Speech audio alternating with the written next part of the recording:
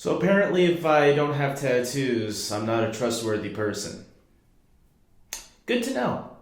Hey everybody, this is David, and today I'm going to be talking about Legends of Tomorrow, Season 1, Episode 5, Fail Safe. And I gotta say this was a really great episode. I think I had a lot of fun with this one.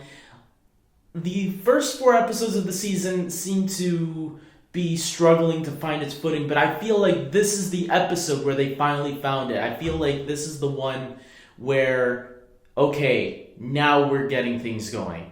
And yeah, I really had a great time with this episode, so let's talk about the things I liked and maybe didn't like. I don't know if there was much that I didn't like, but let's talk about the things that I really liked first. So first of all, we have, in prison, we got Ray and Mick and Dr. Stein all caught by the Russians, and Mick and Ray are like struggling to survive, while Mick is having a good time because he's had experience in prison before. Not just on The Flash, but he's clearly been on another show called Prison Break, where he had some experience there with Captain Cold. And it was great seeing these two, Mick having experience in this and just keeping to himself, while Ray's the good guy. He sees somebody in trouble, an old man, and he's going to try to defend the guy even though he's getting his ass kicked. Ray got it pretty bad in this episode, I'm telling you.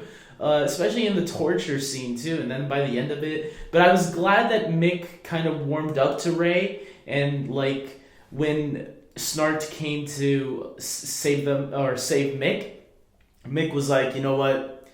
This guy stood up for me. I'm gonna save the guy. So it shows that Mick and Snart so far in the first 5 episodes have a heart, man. Despite them being petty criminals, there's something deep inside them that Mick was the one I was kind of worried about, because at least with Snart, Captain Cold, we've seen that good side of him before.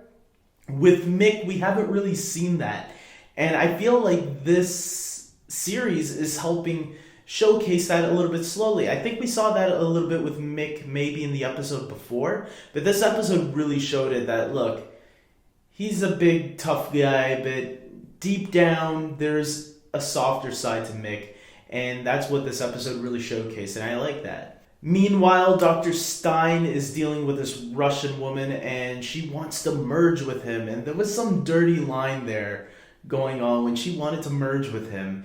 And I forgot what the line is. She said, have you ever merged with a woman before? And I'm like thinking, well, he was married to somebody. So, of course, that's not the only thing, because this plan to save the 3 legends that have been captured might be disastrous if they don't save specifically Dr. Stein on time. And Rip shows Sarah the future on in 2016, what might happen if they don't retrieve Stein, or if they don't get rid of him. So Rip even gives Sarah the option, look, if you don't save him, you might have to kill him. So the option is on the table. Of course, Sarah doesn't kill him though, and they do eventually save Stein. And so this is kind of maybe setting up for the next episode. Not really, but they do obviously save Stein, and I really did like how much Jackson wanted to save Professor Stein, especially in the last episode. He was kind of being a little bit rebellious, like, oh, you're trying to keep me grounded and stuff like that. And in this episode, he realizes, you know what, maybe I do need Stein too. So it's kind of cementing their partnership and getting the idea across to both characters that they do need each other. And so I really like that chemistry between the two actors, Dr. Stein and Jefferson. I'm really liking that partnership. I'm also liking the relationship between Cold and Sarah as well. I'm going to tell you the truth. I want to ship them right now. I think they should become a couple on the show. Especially since Carter and Hawk Girl, Shayera, Carter died, so might as well get, one couple going on this show. And, the CW, they love relationships.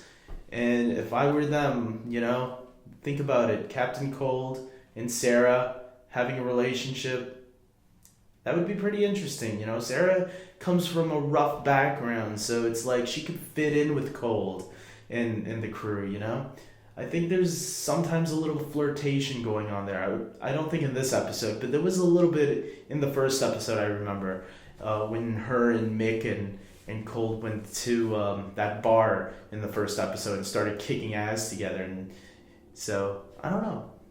Think about that. I also like how Hawkgirl, or Shiera, it has been starting to accept her role a lot more in these last 2 episodes, I think. And I thought she worked well here. I see some people giving the actress, a little bit of a hard time on Twitter. I've seen a couple of comments here and there. And I think she's doing an okay job. I don't think she's bad at all. I think she's doing fine, and I think people also need to give the actress a little bit of time to grow, because even when you go back and watch the beginning of Flash and Arrow, Stephen Amell and Grant Gustin, they are even better now than they were back in the beginning of their season. So give the actress who plays Hawkgirl a little bit of time. Let her get time to grow and get used to her character, because remember, she just started in this role on a crossover with Flash and Arrow. I think she deserves to have a little bit of time given to her. And the show is not only focused on her, it's focused on a whole bunch of characters. So, but personally, so far, I think she's doing a good job. I see nothing wrong. So, finally, we see the heroes. They travel through time, but unfortunately, they are attacked by Kronos. So they crash land in what looks like the future, 2046, I believe, and which is the title of the next episode, Star City 2046. And what do they see? We get a couple of Easter eggs there. We get to see Smoke Tower, and we get to see a new Green Arrow. Who could it be? Connor Hawke. And clearly, he looks nothing like Oliver's son. So this is going to be a completely different take on Connor Hawke. And who could he be? Some people I've seen speculated that maybe he might be Diggle's son. That's possible. There's a lot. Or maybe he's just some random kid that Oliver eventually found and said, you know what, I'm going to start training. Just like Roy, remember? And start training him and let him be Connor Hawke. I don't know. I think I'm curious to see how this will all be resolved next week. I've been looking forward to this episode ever since I heard episode 6 will take place in the future. We're going to see an older Oliver Queen, still played by Stephen Amell, but with a beard. So the goatee. I'm really excited about that. I also have to mention this one before I forget, because I almost forgot. I love that we got to see Cisco at the end, even though it wasn't Cisco, and even I knew, like, Cisco's acting a little bit weird. What's going on? This has to be a dream or something. And then we found out that it was actually an illusion. So that was actually a lot of fun. Personally, I have nothing negative to say about this episode. I think this episode has been the best episode so far. I think the first couple of episodes have really been setting up these characters and the relationships, and I also feel like it was the writers trying to find a way to make this work, because I think you can tell they were struggling a little, like, how is this gonna work? Is this gonna feel right? Is the chemistry with these characters?